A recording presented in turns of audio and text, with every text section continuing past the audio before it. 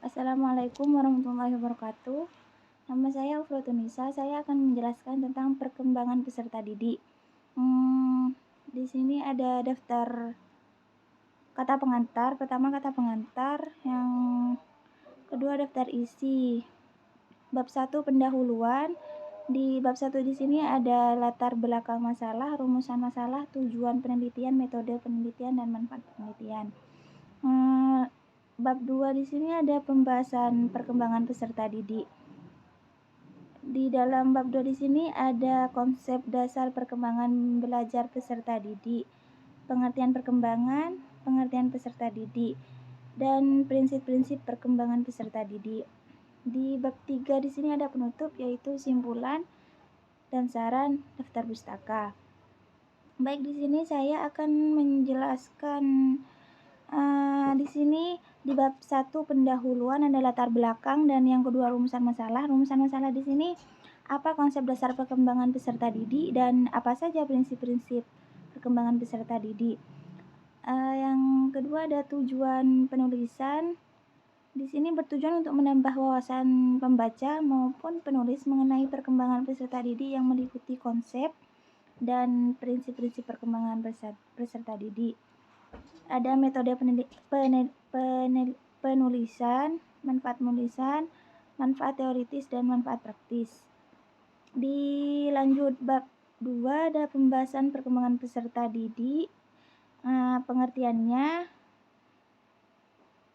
di sini konsep dasar perkembangan peserta didik itu dibagi menjadi 4, yaitu pertumbuhan, kematangan, belajar, dan latihan. Tujuan perkembangan peserta didik di sini agar mempunyai ekspektasi nyata tentang peserta didik, dapat merespon perilaku peserta didik secara tepat maupun tepat. Lanjut, di sini juga ada manfaatnya perkembangan peserta didik. Yang pertama, memberikan gambaran tentang bagaimana proses pembelajaran tepat sesuai dengan tahapan perkembangan peserta didik. Ada teori juga di sini, teori perkembangan peserta didik, teori perkembangan psikoanalisis, dan teori perkembangan psikoseksual, teori perkembangan psikososial Erikson. Lanjut di bab 3 ada simpulan. Jadi saya di sini menyimpulkan bahwa perkembangan peserta didik yaitu suatu proses perubahan individu yang bersifat dinamis ke arah kesempurnaan secara terus-menerus sejak lahir hingga akhir hayat. Yang selanjutnya, belajar yaitu proses perubahan tingkah laku dan pikiran suatu individu yang disebabkan oleh pengalaman. Peserta didik adalah semua komponen masyarakat yang belajar dalam mengembangkan diri melalui prosedur, baik prosedur formal ataupun non formal. Teori perkembangan merupakan teori yang dapat memberikan kerangka kerja untuk berpikir tentang bertumbuhnya suatu pembelajaran pada manusia.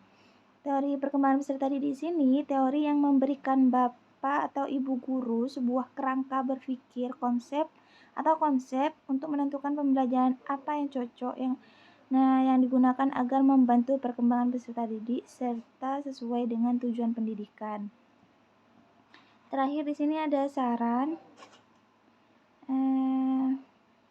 Dengan adanya tujuan metode untuk mengembangkan kemampuan mahasiswa di sini agar memahami hakikat pertumbuhan dan perkembangan peserta didik, kita dimulai sejak usia dini, sejak sekolah dasar,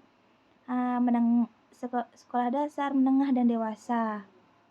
Dan dengan adanya metode yang dapat memberikan peserta didik lebih memahami dengan cara metode diskusi, metode resitasi, metode eksperimen, metode demonstrasi, metode karya wisata, metode tanya jawab.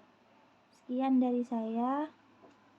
Kurang lebihnya mohon maaf. Wassalamualaikum warahmatullahi wabarakatuh.